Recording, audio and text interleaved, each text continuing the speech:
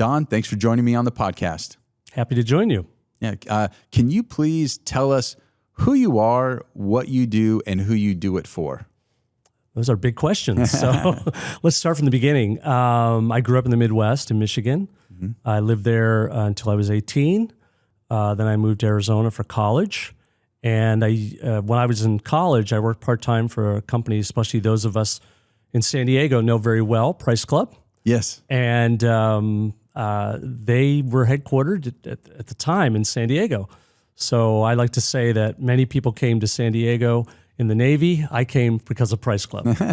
And I moved over to here in the late 80s. I worked in the headquarters for a couple of years. By the way, Price Club, now Costco, is a wonderful company, but it's not the industry I wanted to be in. Mm-hmm. So I ended up moving to the Bay Area, and I got into a profession you're very familiar with, which is banking. Mm-hmm. And I was in banking for 3 years and thought I might stay in banking. And one night in December, I went to a wedding and for a gentleman who was marrying this lady, a gentleman I worked with. And lo and behold, I met my wife there. Congratulations. Yeah, 34 years ago, and we've been married for 32 years. Have 2 daughters. They're both adults now.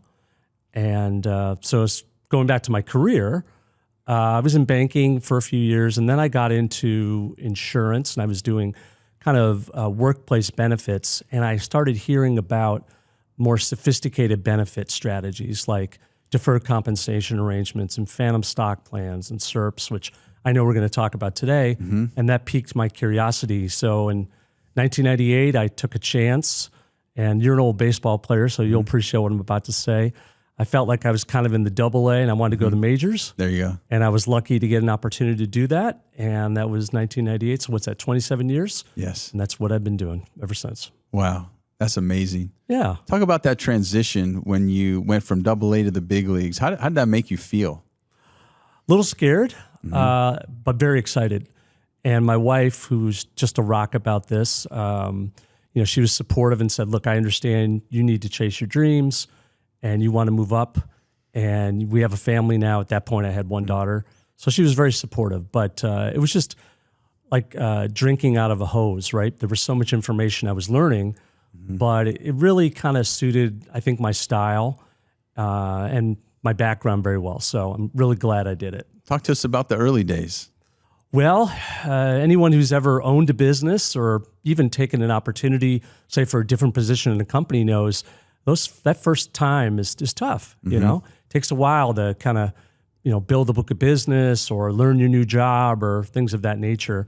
So there were some days when it was challenging, but luckily, I think maybe sometimes when you're young, you don't know much different. That's right. I think, you know what? That's such a good point. I told my wife that. I said, honey, you know what? There's so many things that I did, and ignorance was bliss. Absolutely. The fact that I had no idea what I was doing. That's right. I wasn't as afraid as I should be.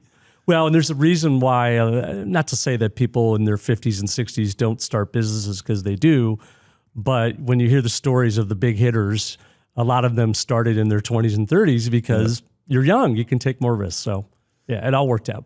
Wonderful. So can you talk to us about who you serve? Who are your clients and what problems are you solving for them? Good question. So our clients are generally either the owners of a company or they're the senior management of a company. And is this public, private? What do you typically work with? We actually, in our field, executive benefits, I think we're somewhat unique in that we can work with publicly traded, privately held, and nonprofits. Now, today, I'm going to focus primarily on privately held companies. Okay, great. Because obviously, as you know, that's the largest sector of businesses in the U.S. But we do work with all of them. And the problem we're trying to deal with is how do you attract, retain, reward key people? And, in this instance today, we're going to talk a lot about without giving away equity, but obviously in nonprofits and publicly traded, that's a little bit different. But that's the challenge we're trying to address. So you work with business owners to retain talent. and develop plans to attract and retain. Now, the joke I like to say is if you do a good enough job retaining, you won't need to do as much attracting. There you go. But, kidding aside, obviously businesses grow. It's a very competitive marketplace out there. And so what can you do to help encourage these people to stay with your company and to be productive? Let's talk about the industries that you primarily serve. Sure. Well, I would start by saying that I've worked with lots and lots of different types of businesses in my career. But I would say probably some of the hallmarks of the businesses we work with, higher compensated. Okay. Probably executives and key people that are making over $150,000, $200,000, $300,000 and up. I would say more in the professional class. Okay. So some of the sectors might be technology, healthcare, engineering, construction, energy, those kind of industries. A lot of work in healthcare, though, in recent years. Got it. And what problems are you solving for them? Well, a few. The one, again, we're going to focus a lot on today is you're a privately held company. You could be a family business. You don't have to be, but let's say you are. And you've got a few key people and you've made the decision not to give out equity. Well, what can you do to kind of replace that or bolster what you're currently offering besides just the basic benefits that will help retain people? So I would say that's probably what comes across my desk. That's number one. Number two, especially in maybe publicly traded or probably publicly traded the most, but even very successful privately held companies, it's, hey, I'm making $300,000 or $400,000 or $500,000. I need to save more for retirement. So are there other plans we could implement here at the company that could offer that ability beyond, say, a 401k?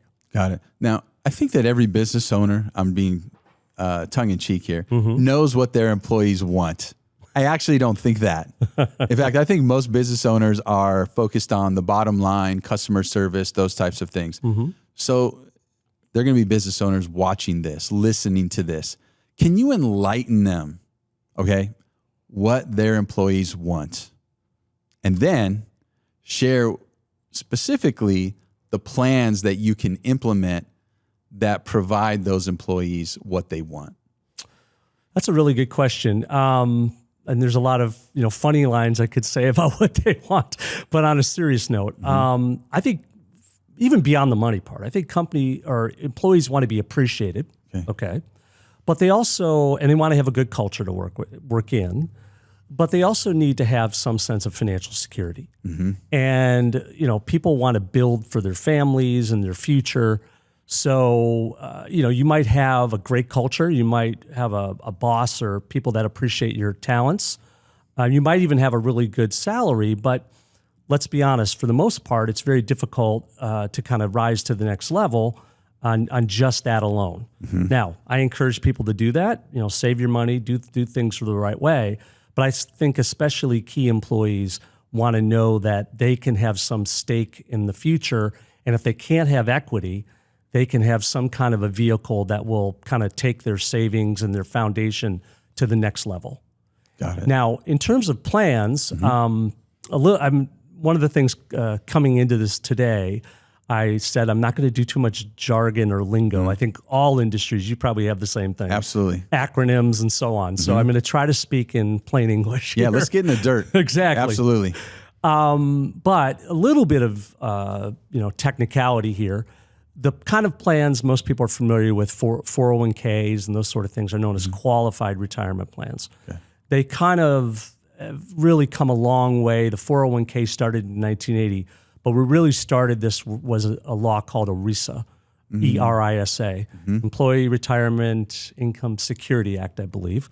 Now, if I got the I wrong, someone will write you in about that. But anyway, the whole point was to offer more types of retirement plans, and have these plans be more equitable, if you will, so that there were tests to make sure that the owners of the company didn't get too much of a favorability, if you will. Got it. And those are great plans, by the way. We're big proponents. Have your qualified retirement plans, allow people to save, encourage people to save, do a match, all that sort of thing. However, especially in the last, say, 20, 30, 40 years, as incomes have gone up, it's really been difficult if you're someone who's making a greater amount of money to save as much as a replacement percentage of your income as you could in those types of plans for people that are making more money on the lower end. Got it. So the IRS came out with various types of plans that said if this individual is a key person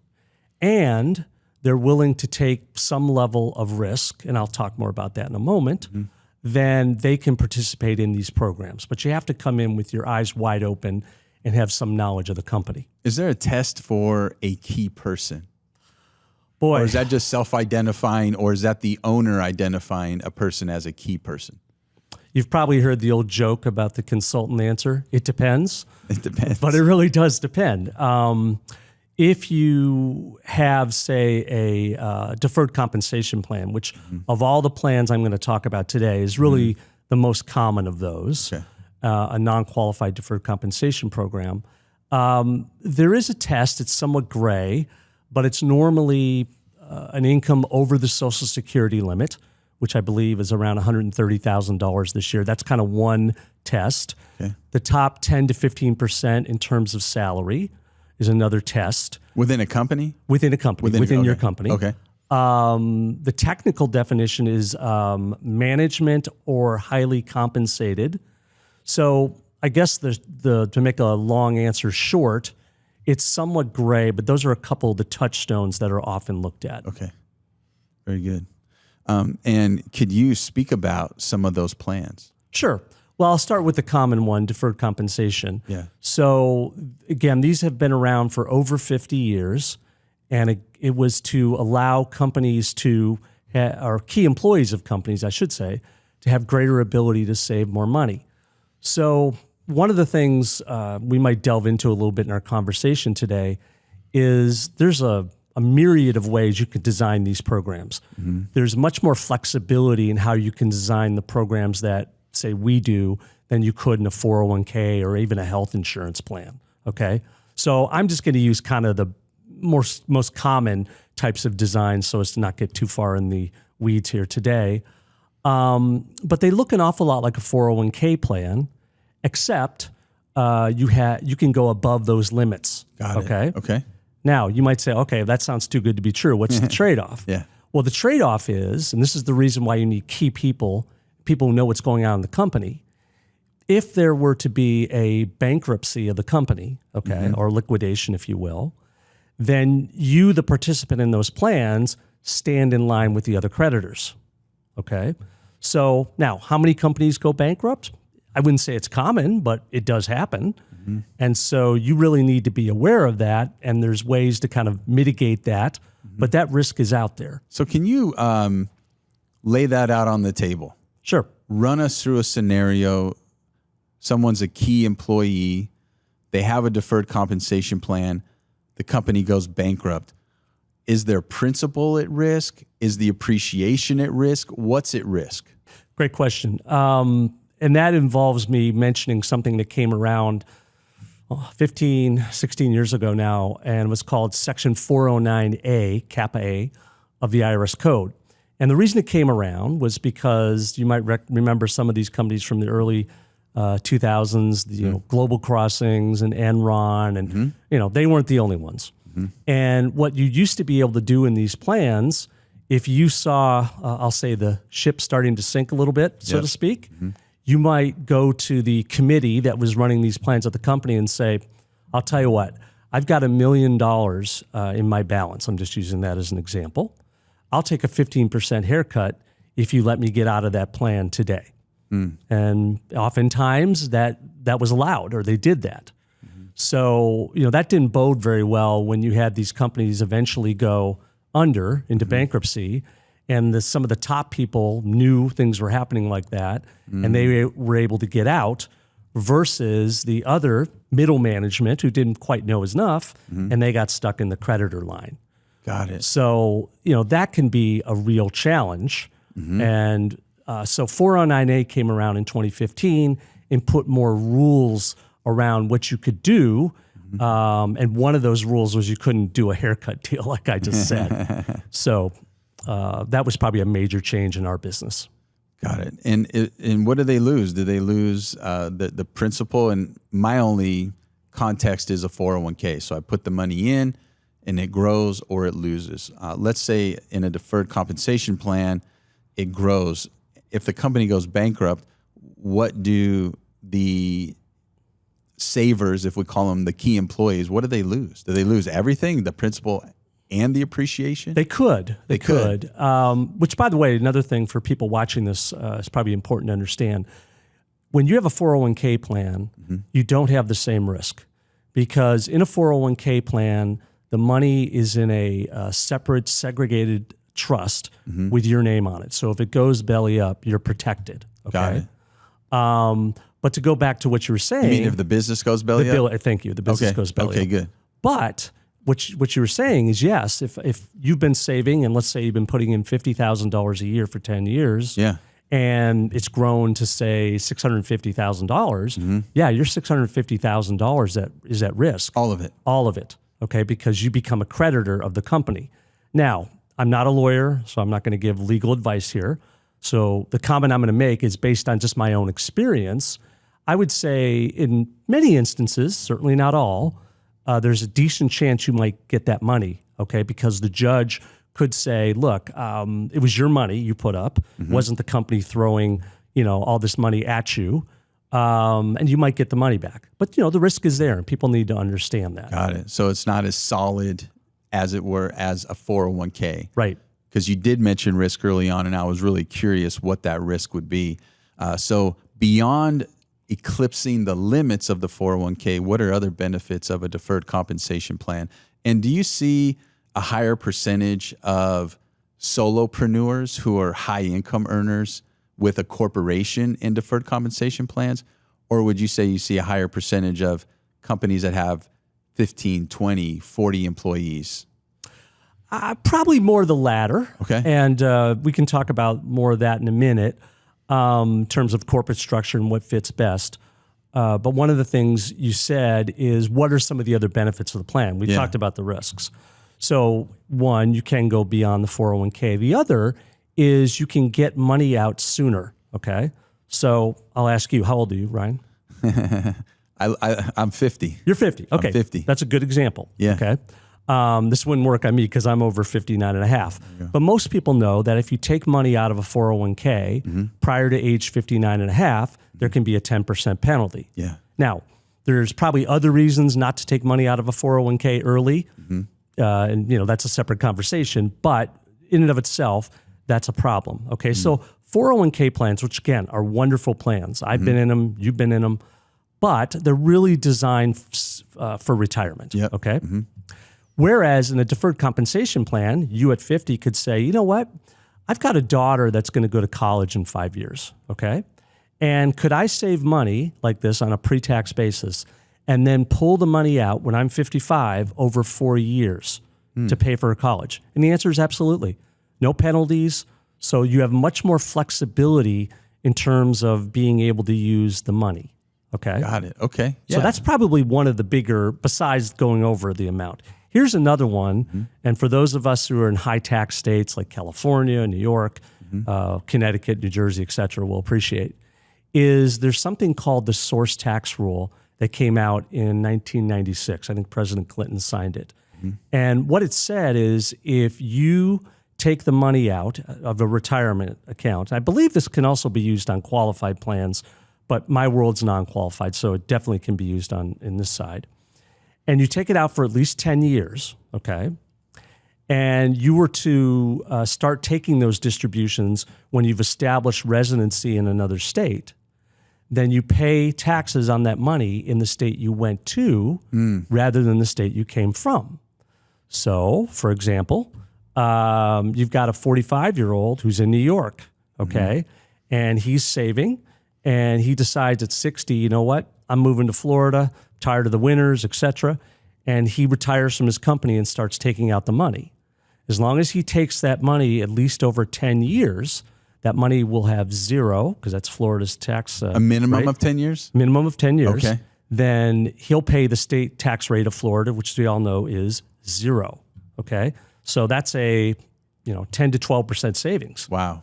So that's a pretty cool thing. Now that's, again, not everyone's going to be in that situation, but especially nowadays when a lot of company owners can live in different places because of technology, that's kind of a neat benefit. I think that's a fantastic benefit. In fact, I think a lot of Californians would love that benefit. As a matter of fact, I'll tell you a quick story. I love that. This is about 15, 20 years ago. My partner had a client and in a deferred compensation plan, and he was going to buy a house up in Lake Tahoe. He always wanted to live in Lake Tahoe. Mm-hmm. And he was looking at something on the California side. And he said, he mentioned this to my partner, and he said, gosh, the prices on the California side are less expensive. Mm-hmm. And he said, you know why? He goes, because of the tax advantages in Nevada. Mm-hmm. And he explained to him, the deal. And so bottom line is he went ahead and moved to Nevada, and he made that up, the difference in the house cost in the few years because you didn't have to pay California taxes. Wow. And you can actually structure that. Usually structuring is not acceptable to the government, but in this case, you can actually do that. Yeah, and it's right there in the source tax rule. Oh, wow. So, yep. That's fantastic. Mm-hmm. Thank you for sharing that. I have heard about deferred compensation plans, and I really appreciate you breaking that down. So let's go to SERPs. Okay. Well, SERPs used to be more popular in publicly traded companies, and the investor watchdogs don't like them as much, but they're still very prevalent in privately held companies and nonprofits. And a SERP plan is pretty basic for those who have had a pension or know about pensions. It's very similar. The company puts up a certain amount of money, and the individual can get that money, oftentimes if they stay to a certain period of time. So, Ryan, I'm going to put away $50,000 a year for the next 10 years, and I really want you to stay here. So if you're here in 10 years, you're going to get that money, okay? Now, again, like a deferred comp plan, it's basically the same rules, except for a deferred comp plan is typically employee funded, maybe with a match, versus a SERP plan, which is employer funded. And I would say a SERP plan is more retention oriented, okay? Obviously, you can get money out of it, so it can be for supplemental retirement, but it's really retention oriented. Got it. And what does SERP stand for? We said we weren't going to use acronyms, so thank you. Supplemental Executive Retirement Plan. Okay. And it's similar to a deferred compensation plan. It's just that the employer contributes instead of the employee? Yeah, I would use the analogy. A 401k is similar on the non-qualified side to a deferred comp plan. A SERP is similar on the non-qualified plan to a pension. How pensions are company funded. Yeah, company funded. And what are the distribution rules on those? Same as a deferred comp plan, where basically you have to, let me back up. The distribution is how you design the plan, obviously, right? Mm-hmm. But for example, if I said to you, I'm going to pay you over 10 years, you would have the ability, if you wanted to push that out another 5 years, if your company is okay with that, but you have to do it a year in advance, okay? That came around in 409A as well. But generally speaking, a lot of flexibility on the distributions. Like in a qualified plan, you have rules for, how the money can be, distributed. You have vesting rules, a lot more flexibility on this side. And it's really, the distributions are tied to age, not your employment status. Is that correct? Typically. Again, very flexible. But yeah, I'd say more often than not when we've done SERPs, I want to see, Joe Smith get his money at age 60 or 65 or whatever it may be, or it could be years of service. Got it. And so that's designed. So that's intentional is what you're saying. That's intentional. Those distributions are intentionally designed that way. Correct. And which goes into, we could probably talk about this when we get towards the end, because I know you're going to ask me, well, how does this work? How do people, work with you? But one of the things that's really important, and I think this is true of any business, but it's certainly true of ours, the design process is so critical, really critical, because I can, come in and tell you about the most wonderful plan, but if we don't design it, A, so that it meets the company's objectives, and B, so it's attractive to the participants, it's really not a very good plan. And C, I might add, to avoid, IRS audits and legal problems and all that. So design is critical. Yeah, and that's exactly where we are going to go next. But I want to make sure that we exhaust what you offer. Okay. And so we talked about deferred compensation plans. We talked about SERPs. What other plans out there do you offer that business owners can take advantage of? Sure. Could I use a case study? Of course, please do. Great. Yeah, let's do that. To give you an example, probably one type of program that some people might be familiar with is called phantom equity, phantom stock. Yep. Mm-hmm. It's not equity. It's not stock. It's why it's called phantom. It's really a form of deferred compensation. Mm-hmm. But I would say its hallmark is that it's performance-based, okay? Okay. In some way, shape, or form. Okay. Oftentimes, it can be based on a valuation of a company, okay?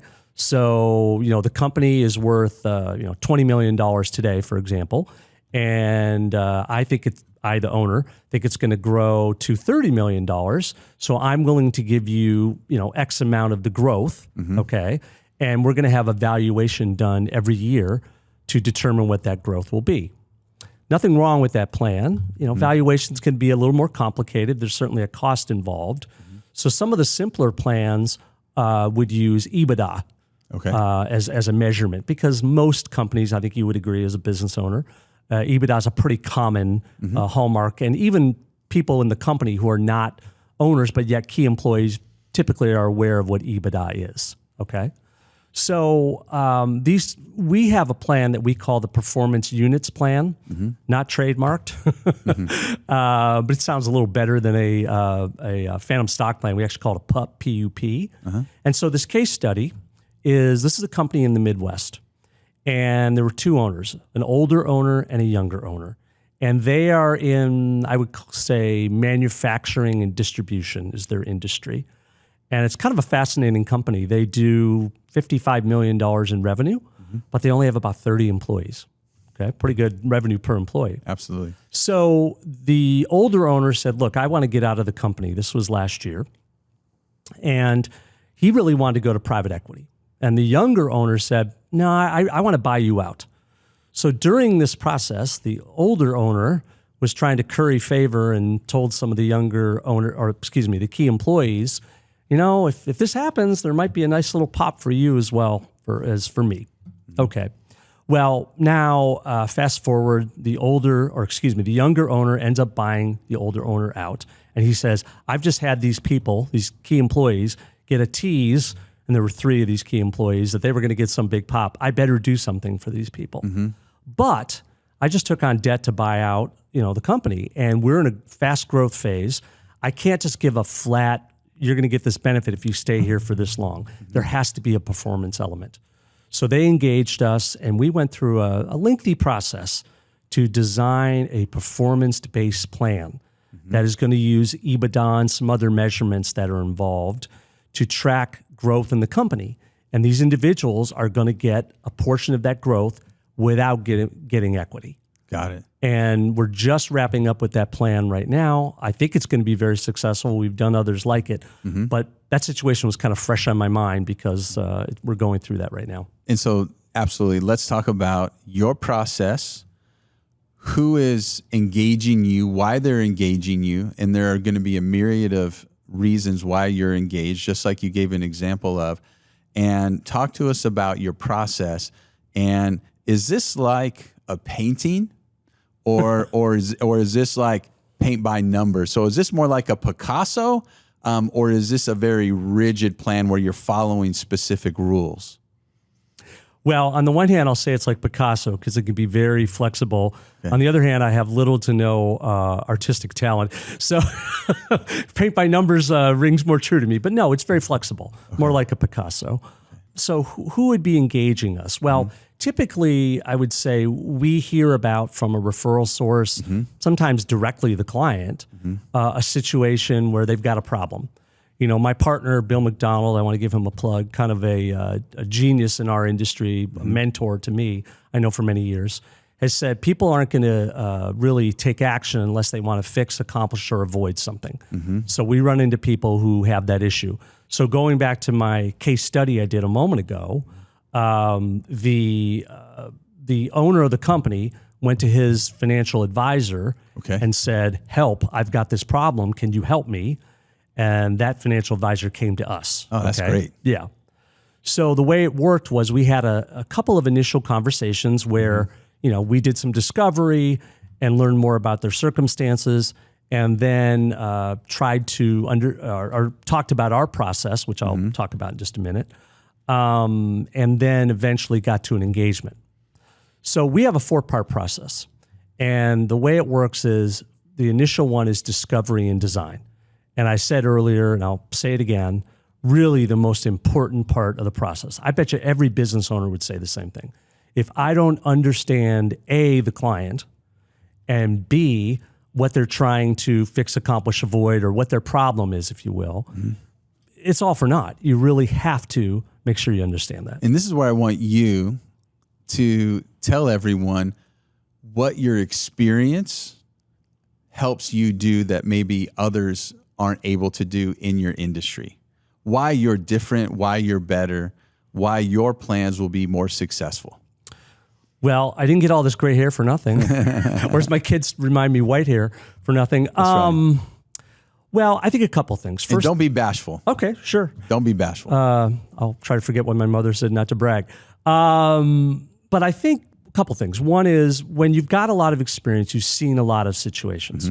And I think you have a better gauge at connecting dots. Yeah. And being able to ask the right questions. I remember not the company I work for now, but the last one, who originally was my boss, but eventually became my partner, had a great phrase. He goes, the clients have all the answers. We have to ask the right questions to get it out of them. Yeah, that's good. So I think having seen a lot of circumstances and situations and, having a vast knowledge base allows myself and my partners in our company to really ask the right questions to make sure we're getting good information out of people to try to solve the problem. Another thing, Bill often says is you've got to peel a couple of layers of the onion, not just one, right? Because a lot of times people don't really, if they have a fire, they'll get to the problem right away. But sometimes they're a little bashful, to use your term, to really tell you the issue behind the issue. Okay, so I think that's critical. And we do that when we're in the discovery and design phase. And we want to show people a multitude of potential solutions. Okay, now not every situation has multiple solutions, but many do. Okay, and because we feel like we're getting hired to bring, ideas to people.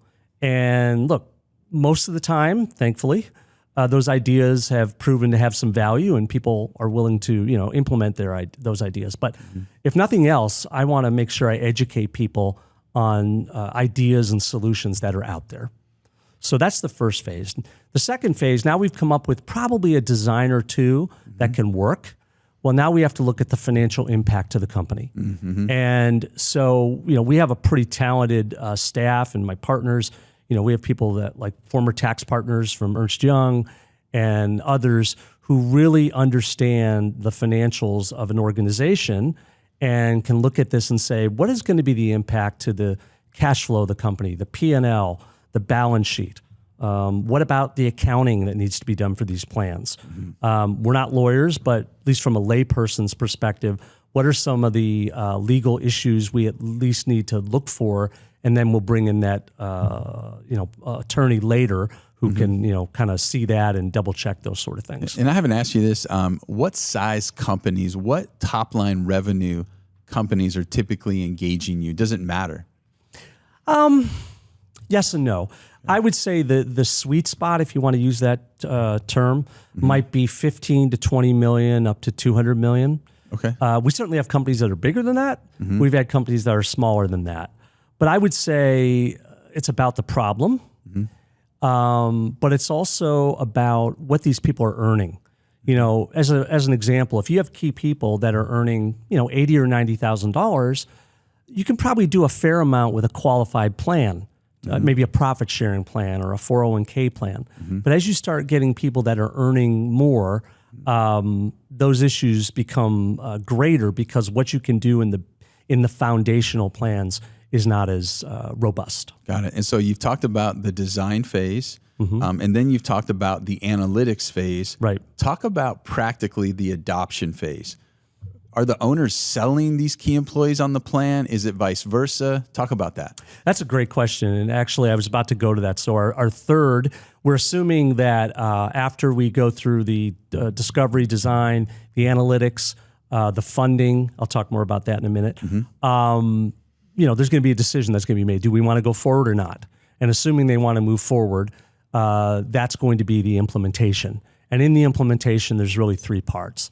The first part is going to be plan documentation. Every plan that we do has to be documented, okay? Deferred compensation arrangement, for example, a SERP agreement. There's another strategy called split dollar. There has to be a split dollar agreement. A phantom plan will have a document as well. So we, because we're not attorneys, will write up kind of a description of the plan, then the attorney comes in and drafts the document, okay? So that's one part. The next part, though, is what you're talking about, and that is communication and education. And I think ideally, it's nice if the owner of the company or the senior management of the company, they can help to really educate not educate so much about the specifics, but more talk about why this is being done. Got it. And the value that we think it's going to bring to you, okay? And then, of course, we have multiple ways of educating, Zoom calls and individual calls and, face-to-face, et cetera, that sort of thing. And then the last part of the implementation is people are setting up a liability on their books. So, Ryan, you're going to be a participant in this plan, and just to keep it easy, let's say it was a SERP plan, and I promise you $50,000 a year for 10 years plus growth. I mean, the company, I'm going to have to pay $650,000 out to you either all at once or over some number of years, okay? There is a liability. That needs to be booked, but then people will often want to look at, how do I fund that liability, okay? And so we can broker the types of products that can fund that liability. It could be mutual funds. It could be institutionally priced life insurance. I mean, there's a variety of different assets we can use to help meet that liability. Got it. So you walk them from obviously designing to funding, implementing. That's right. And then administration. That's where I wanted to go to next, because in every single, I feel like, finance arena, there's this big word, compliance. So let's talk about compliance, okay? And you guys might not do that, or you might, but I'd like to hear about that. Yeah. I think the good news is there's less, I almost don't want to say less compliance, because that makes it sound like, oh my God, they're not compliant. No, the plans are compliant. I would just say less rules and more flexibility than there is in some rules. Like, for example, in a 401k, you have a lot of ERISA rules you have to follow. There are some in these non-qualified plans, but not as many. Okay. That's just kind of the nature of the programs. There are reporting requirements. Yeah, so there's some reporting requirements, but there's, say, less than there would be in some other plans. However, Got it. It doesn't matter if there's 2 or 3 or 5 versus 20 or 30. You darn well better make sure you get them right. And what are the penalties if you don't? The penalties can be pretty significant. So, for example, if you break, I mentioned 409A. Yeah. If you break the rules of 409A, there can be 20% penalties that can happen. Some of the other rules I've seen in some of our other plan designs can be even significantly more than that. So you better make sure that you don't break those rules. And our job as the administrator is not only to do the annual reporting, make sure the accounting is accurate, the normal things you might expect from an administrator, on a 401k, for example. But we also have to watch what's going on in Washington and Sacramento and Albany and all the other capitals around the country who potentially may change the rules on these. Got it. Okay. So you guys are helping them originate the plans, and then you're helping with the maintenance and the compliance as the administrator. That's right. That's great. Yeah. Awesome. Now what I want to do is talk about companies that don't hire you. What risks are they setting themselves up for? Well, I'll expand your question to say us or some other qualified person. Yes. That's out there. Okay. I'd like to think that, we could do all the business in the world, but that's not true. We know that. Well, I think a couple things. First of all, you're maybe just kicking the can down the road with a problem you already have. I'm not a recruiter, but I think those of us who've either been recruited or know about people who recruit will tell you, and it varies per industry, but sometimes that can be 150, 200% of the person's salary to bring then a new person on. So if you're having a consistent turnover problem, people are leaving, that's a problem, okay? Second issue is culture is critical. I would say you probably need to get your culture right even before you start dealing with some of the issues that we deal with. But if you bring in a program like ours, maybe that helps people stick around so that culture change that you've made can work. Okay, so it's not helping your culture, I'll say it that way, to have consistent turnover in a company, or people who leave because they might get a better offer somewhere else. Okay, so that's another problem. So, as far as culture goes, that's where they're putting their money where their mouth is, because I've worked for employees who have said, or employers who have said, we want to have a great culture. Great.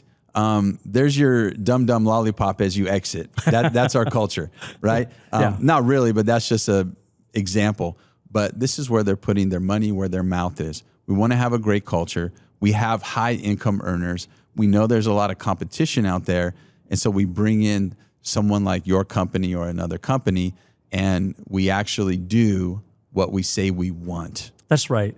Let me use another case study. I think you're getting at a point that I think this case study will help with. So we have a client, and the founder founded the company probably 20, 25 years ago. It's a home healthcare company. It's based here in California. It's throughout many areas of California. And the owner-founder was speaking with a financial advisor of his and said, look, I'm thinking 2 to 3 years down the road, I want to start to wind this down, okay?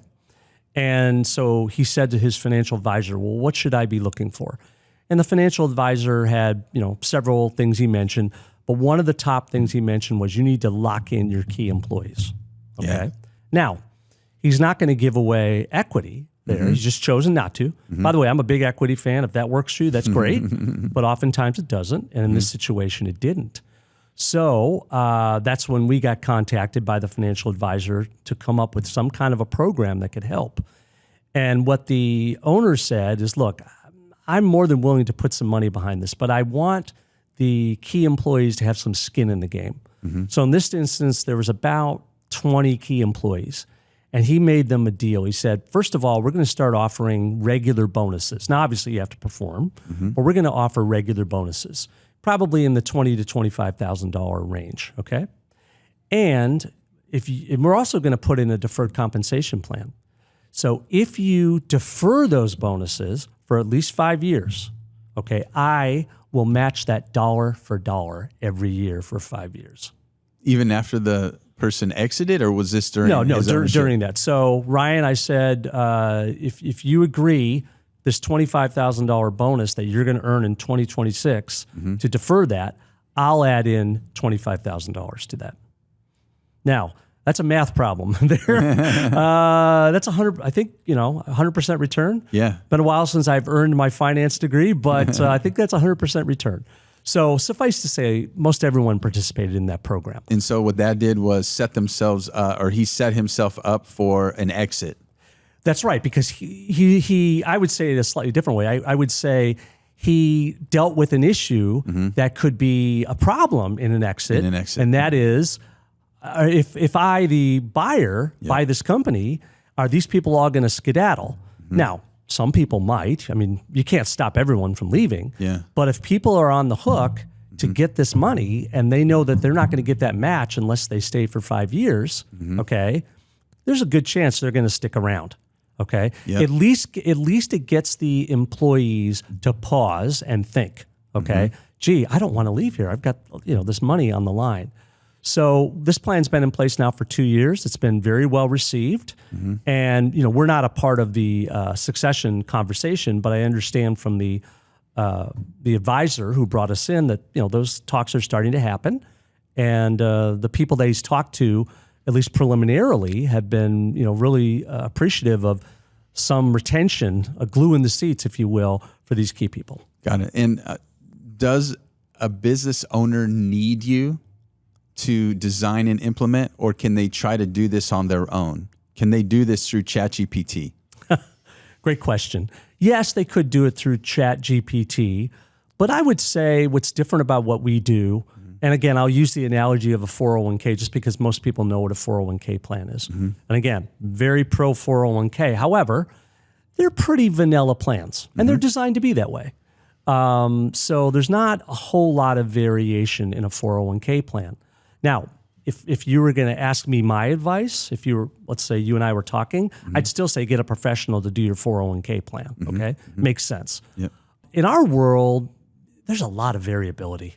You know, we could go an hour and I could explain the 10 different, ways you could do this or that or something else. Yeah. So while I've seen people do it, at minimum, I think you need an attorney to draft the documents. You don't want to draft your own plan documents. Got it. But I really think it's money well spent to have someone who's got the experience and the depth to design the right kind of a program. Yeah, and I think when people are trying to do something of this complexity by themselves, and what I do, I actually say this to people. Yeah, you can go to the internet, which a lot of people do. You can research, you can, if you want to, you can learn the laws and the rules and all of that. But it's not what you know that's going to hurt you. It's what you don't know.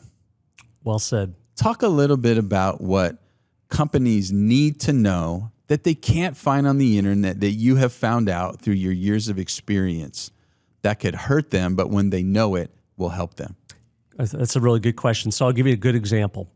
Let's suppose your company, you have, let's say 5 key people, and 3 of them are in their 30s. They're mid to late 30s, okay? And you say, hey, this is the future of my company. My other people are in their mid 50s. They're going to be around for a little while, but not a long time. So I'll tell you what, we're going to put this plan in, and I'm going to design it so that, Mary, Sue, and Bob, the 3 people in their 30s, are going to get their benefits at 62, okay? And you're thinking, because we're going to retain them. Well, I'll tell you a problem. This may or may not be on the internet, but probably not. When all of us can remember, who aren't in our 30s, when we were in our 30s. And 24 years, or age 62 in my example, seemed like forever. Yeah. Okay? So people can be more tempted if you put the carrot out there too far. So what I learned a long time ago is you've got to give them a taste of the carrot, but say an interim payout in 5 or 7 years, maybe another one in another 5 or 7 years, else you're going to provide a benefit that's too far away. They're going to get recruited by someone else, and you're going to have a big problem. Yeah. So see, that's what people can find on the internet. They can find the technicalities, right? They can find the rules, but they can't find the nuance. That's right. They can't find the experience. They can't find what has been battle tested. Right. And that's what I love about that example, because, yeah, you would think, oh, cool, I'm deferring that out. It's really far out. Maybe from a funding perspective, that's better for the company's balance sheet, right? Because it's not leaving for a longer period of time. Oh, yeah. But in the meantime, maybe that plan doesn't actually accomplish what was intended. That's right. What's the old expression? The road to hell is paved with good intentions. That's right. So a lot of people, they mean well, but they may not know of some of the traps that are out there to deal with. And this is a perfect segue. What are some plans people have put into place? Maybe they forced you to. Maybe they said, this is what I want, and I want you to do it. And you say, okay, well, we'll do it. Or maybe they've done it on their own, or maybe they've just used an attorney, but the plans really weren't set up to meet the company's goals. Well, I would say one is the age issue, which I just talked about. That's certainly one. I think, this goes into the public sphere, but I'll mention it. So one of the big ways of compensating people now in the publicly traded company sphere that's changed. It used to be stock options. Okay. Now it's restricted stock. Okay. And without getting too far into the weeds, they changed the accounting rules of stock options, made them less attractive. So they're still out there, but more often now it's restricted stock. So restricted stock, unlike stock options, can be in a deferred compensation plan. Okay. So sometimes I've had companies, when we're working with publicly traded companies, who have said, oh, all we're going to do is let people just defer their RSUs, which is great. Okay. But they don't let people defer any cash. Well, people aren't going to have that much cash left and whatever. So they may not use it. Well, first of all, how do you know that? And secondly, a lot of times people are in 2-income families. So in other words, they don't allow enough options within a plan. So that's an example. I would say, let's see, I talked about the age issue. I talked about that. I'm trying to think of some other good juicy ones through the years. I'm drawing a blank on them at the moment, but those are a couple that I've seen, come up where there was a big mistake because they tried to do. Oh, well, I know the others they may not know accounting rules. Got okay. It. Yeah. So that can be a big problem too, because the way that these are accounted for can be different than some other types of programs that they're used to. Got it. Yeah. Okay. And so in the world we live in today, if a company approaches you, what's the first thing that you're saying to them as far as their culture when they discuss this with their employees? Well, a question we ask them, and some people might call it a trick question, but it's certainly a question that is important, is what's the most important asset in your company? And I would say if a company doesn't say their employees within the top 3, that's probably not a good prospect for us. Got it. Okay. Now, there's tech companies, our technology here, and that's all fine and good. But again, if you're not thinking about your employees pretty high up there, I would say, then you may not be a fit for us. Got it. Okay. Okay. Don, I really appreciate you coming on board here today. This has been fascinating. We've been able to talk about how executive benefits can attract and retain, how it can reinforce a company that says we want to have a good culture. And then you've walked us through the various plans, the strategies of implementation, compliance, and you've given us a few great case studies. So I really appreciate it, and you have a great day. Well, thank you, Ryan. It was a pleasure to be here. Thank you.